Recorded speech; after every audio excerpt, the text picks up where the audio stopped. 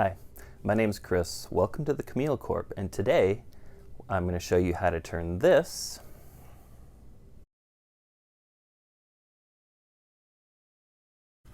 into this. We're going to go over all the painting and weathering techniques I used, so stick around.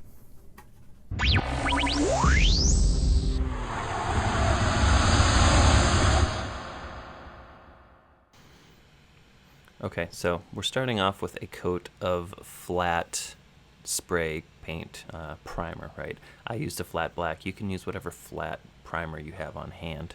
And after we do the flat and it dries, we're going to hit this with a gloss black. This is going to help with the next coat, which is that metallic silver that we're going to apply. So after we throw that on, we look like this. If you look, especially around the center, around that iron heart area of the piece, you can still see that we've got some layer lines. If I were going to keep this a metallic finish, this is the point where I would be going back. I would be resanding and refilling until those were gone. But since I am not going with metallic finish, I think those won't be visible, so I decided to keep going.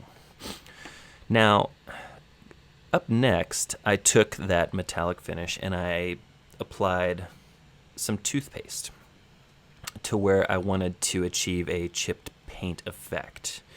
Now, when you're doing this, you have to think about where it makes sense for that chip paint to be. If you were wearing this, what could you be possibly bumping into or running into that would cause chip paint? So I went for some of the outer edges. I went for some of the most protruding parts of the chest in order to try and get this as realistic looking as possible. And after I did, I went ahead and I hit it with a gunmetal gray. You can see where the toothpaste is covered up, and you're probably asking, you're like, well, okay, why'd you do that? Because you can go through and you can rub this off.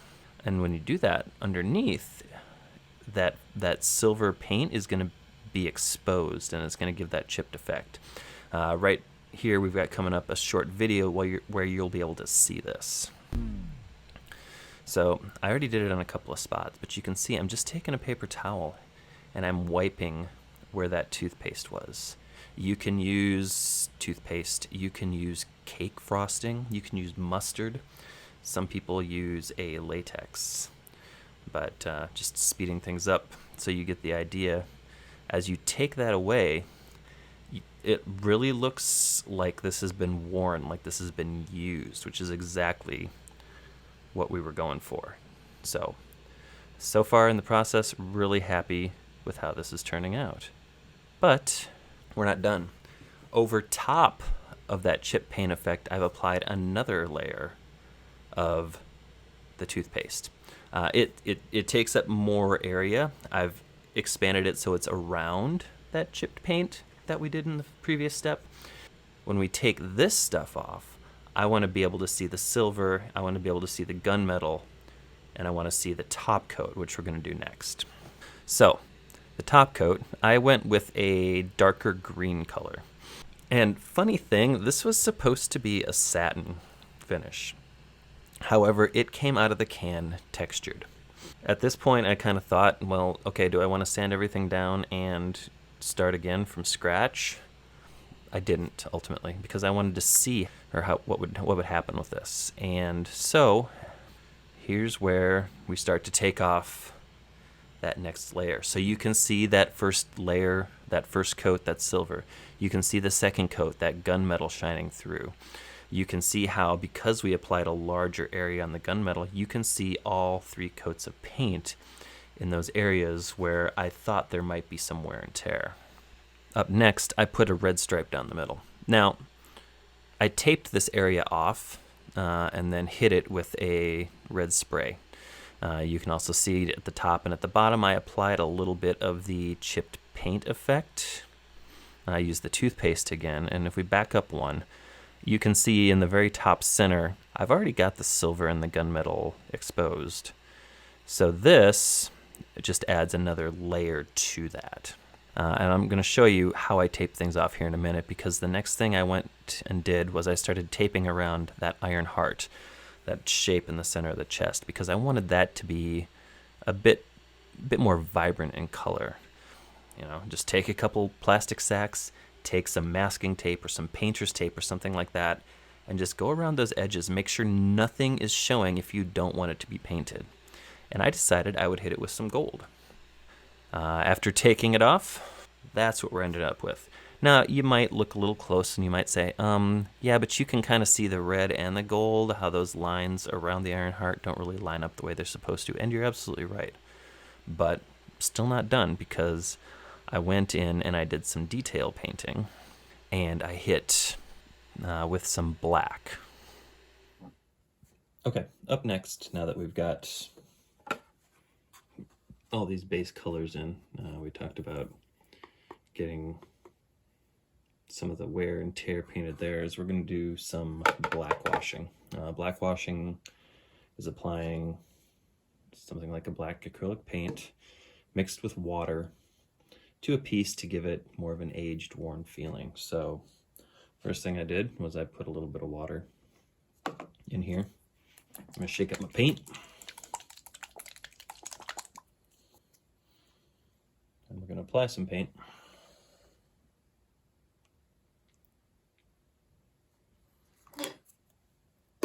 Now, we're going to mix that paint around.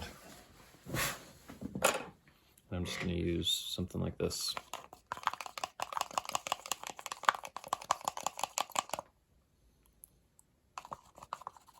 And if that's still too thick, I can just add a little bit of water in here. Then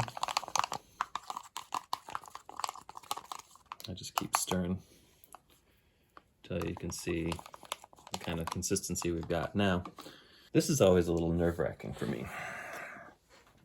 You know, it's like, well, what if I mess up? What if I do something wrong? Because when you get to this point in the process, it's always possible. And I also use this brush for dry brushing, but something like this is going to help just kind of get it in there. Now, the key is to coat it on a section and then come back in with a paper towel and take it off. I'm going to start around the iron heart, I think. So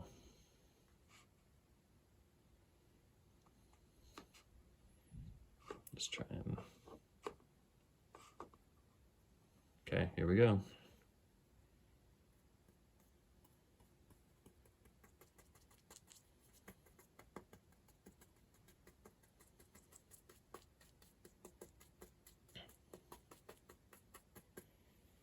Go like that.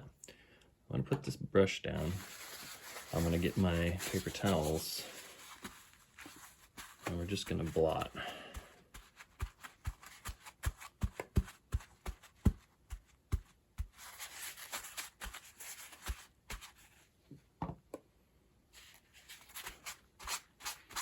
And we'll do just a little bit of a wipe to try and blend it a little bit. But you can kind of see how it kind of gives it kind of that dirty look. That wasn't too bad, so we're going to keep going. Maybe hit an area down here where there's not as much.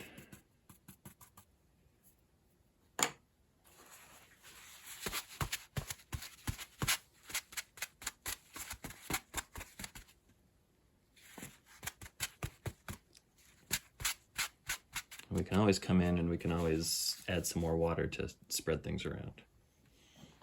Okay, so I only black washed a couple areas. So you can see the darkened area through here, and then you can see this area down through here.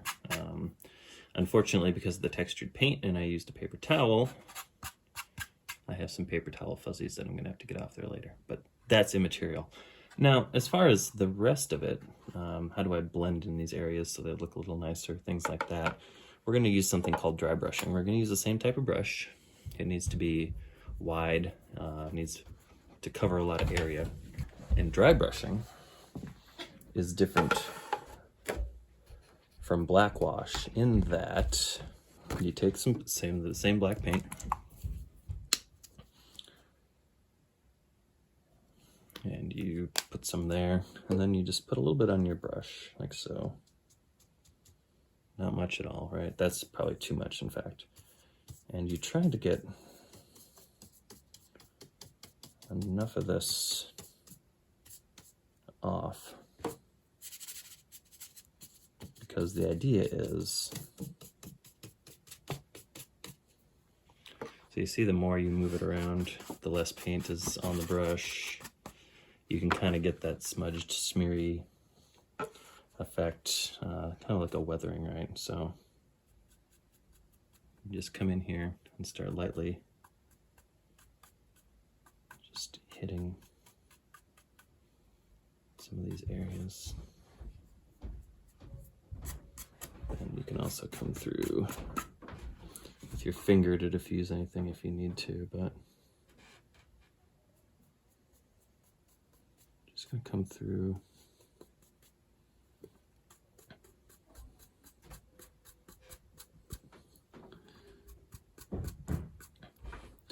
And you can do this to show like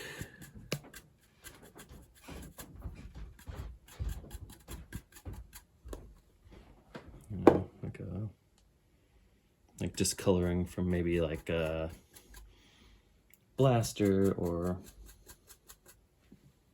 like some burns or something like that, right? Maybe maybe we had like an incident with a character with a lightsaber or something like that.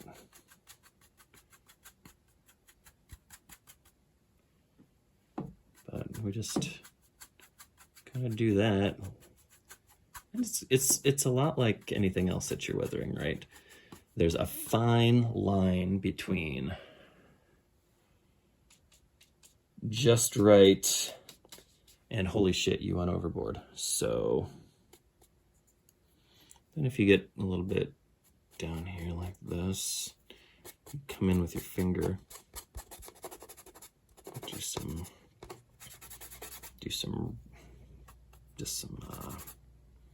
diffusing with your hand there, right?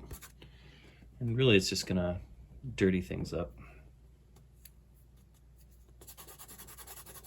Like so.